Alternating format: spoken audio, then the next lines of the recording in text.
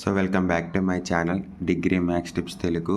So ప్రతి ఒక్కరు కూడా నన్ను అడిగేది ఏంటంటే, సార్ డిగ్రీ సెమ్ 1 ఈజీగా పాస్ అవ్వాలన్నా లేదా అసలు డిగ్రీ పాస్ అవ్వాలన్నా ఈజీగా ఎలా సార్, ఏమైనా టిప్స్ ఉంటే చెప్పండి అని అయితే అడుగుతున్నారు. సో ఈ వీడియోలో అయితే టిప్స్ అంటే ఏమీ కాదు, కానీ మీకైతే కొన్ని ఇన్స్ట్రక్షన్స్ అయితే ఇస్తానన్నమాట. సో అవి అయితే ఫాలో అయితే మీరు ఖచ్చితంగా ఏ సెమ్ అయినా సరే డెఫినెట్గా పాస్ అవుతారు. సో 1 డే బిఫోర్ మీరు కాలేజ్కి వెళ్ళినా, 1 డే బిఫోర్ మీరు ప్రాక్టీస్కి స్టార్ట్ చేసినా సరే ఖచ్చితంగా అయితే పాస్ అవుతారన్నమాట. సో ఇంకా లేట్ చేయకుండా అసలు ఆ టిప్స్ ఏంటి, ఇన్స్ట్రక్షన్స్ ఏంటి అదైతే చూద్దాం. అండ్ ఫస్ట్లీ మీ అందరికీ కూడా ఆల్ ది బెస్ట్. ఈ రోజు నుంచి అయితే సెమ్ 1 ఎగ్జామ్స్ అయితే స్టార్ట్ అవుతున్నాయి. ప్రతి ఒక్కరు కేర్ఫుల్గా అటెండ్ అవ్వండి, కేర్ఫుల్గా ఎగ్జామ్స్ అయితే రాయండి. డెఫినెట్గా ఈ టిప్స్ కానీ మీరు బిఫోర్ ఎగ్జామ్స్ చూస్తే డెఫినెట్లీ పాస్ అవుతారు. ఓకేనా. నెక్స్ట్ ఫస్ట్ సెమ్లో మొత్తం మీకు ఇప్పుడు ప్రజెంట్ 2026లో అయితే కనుక మీకు టోటల్ 5 సబ్జెక్ట్స్ అయితే ఉన్నాయి కదా, 5 పేపర్స్.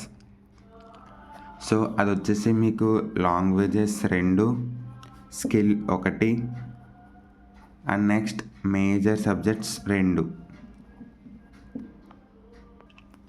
సో అసలు ఇందులో మనం వన్ థింగ్, ఇది 2026 కానీ కాదు, మీ ఏ ఇయర్లో చూసినా ఎప్పుడైనా సరే ఈ వేలో కానీ మీరు ప్రిపేర్ అవుతే డెఫినెట్లీ పాస్ అయితే అవుతారన్నమాట, ఏ సెమ్ అయినా సరే. సో ఇప్పుడు ఎలాగో చూద్దాం. ఫస్ట్ స్కిల్ కోసం మాట్లాడుకోవచ్చు. స్కిల్ అనేది జస్ట్ మీకు ఒక సబ్జెక్ట్ కాదు, ఒకటి జస్ట్ మీకు ఒక చిన్నగా ఉండే ఒక సబ్జెక్ట్ అంతే, వెరీ ఈజీ సబ్జెక్ట్. దానికోసం మనం మినిమంగా 1 డే, కనీసం ఎంత లో స్టూడెంట్ అయినా 1 డే స్పెండ్ చేస్తే ఖచ్చితంగా పాస్ అవుతాడు. సో అది కూడా ఎలా పాస్ అవ్వాలంటే మీరు సైడ్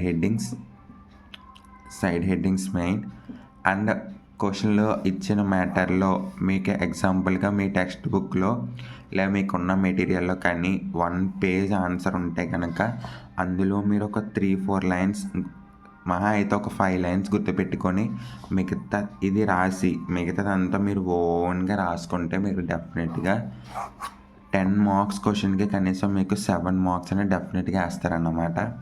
సో ఈ విధంగా అయితే మీరు టైం సేవ్ చేసుకోవచ్చు మరియు ఈజీగా అయితే పాస్ అవ్వచ్చు. ఓకేనా.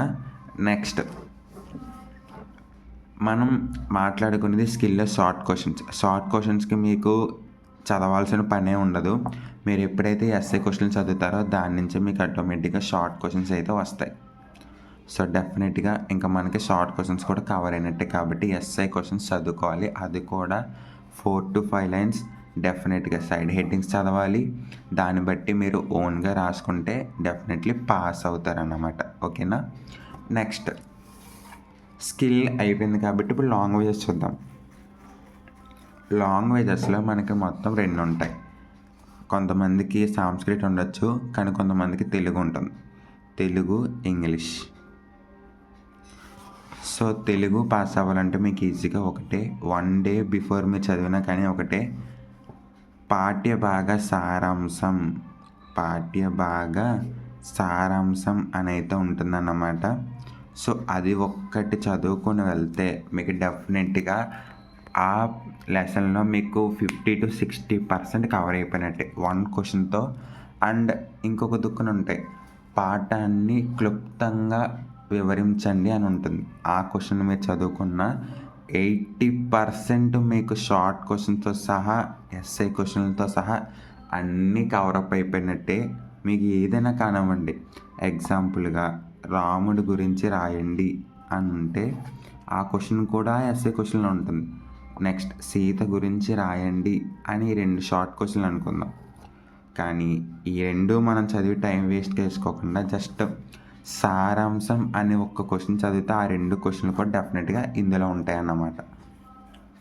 సో అప్పుడు మనకి షార్ట్ క్వశ్చన్ చదవాల్సిన టైం వేస్ట్ అవ్వదు, ఇంకా మనకి మిగులుతుంది. ఎస్ఐ క్వశ్చన్ చదివితే మనకి 10 మార్క్స్ వస్తాయి. దాంతోపాటు దీన్ని చదవడం వల్ల మాకు 5 మార్క్స్, కనీసం ఒక్కటి కవర్ అయినా 15 మార్క్స్ వస్తాయి లెసన్కి.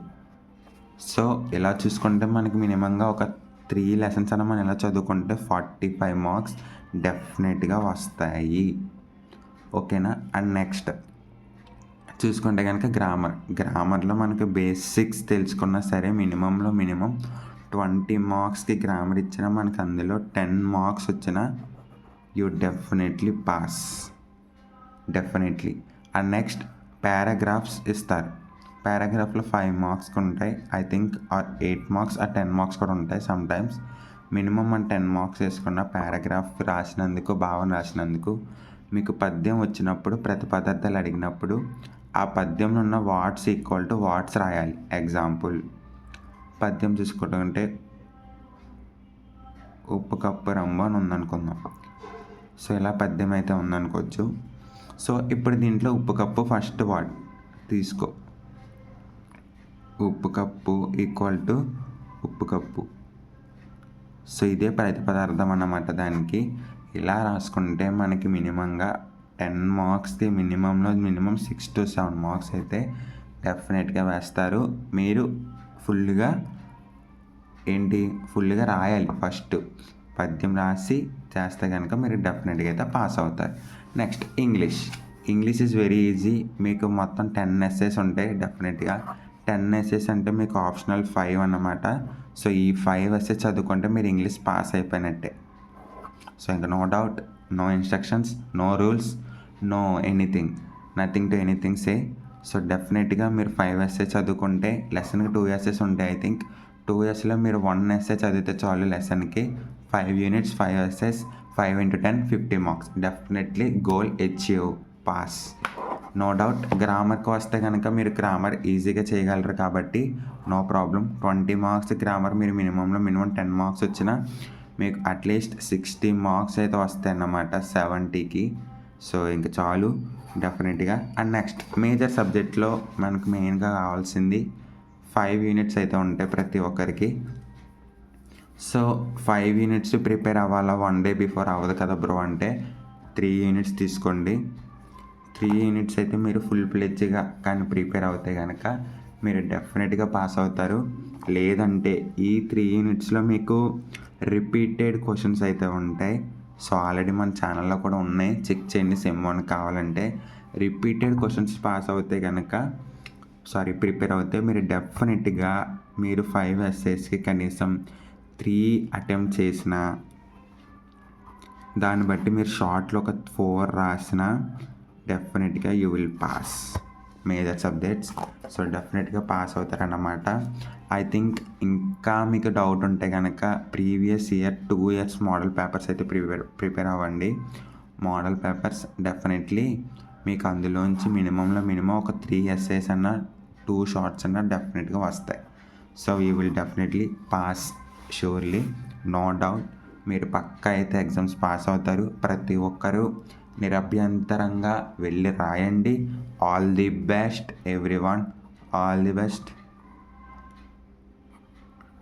For your exams.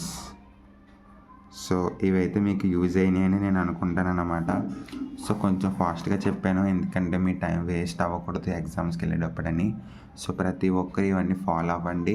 ఖచ్చితంగా పాస్ కన్నా మీరు ఎక్కువ మార్క్సే తెచ్చుకుంటారు. ఓకేనా? Thank you and once again all the best for your exams.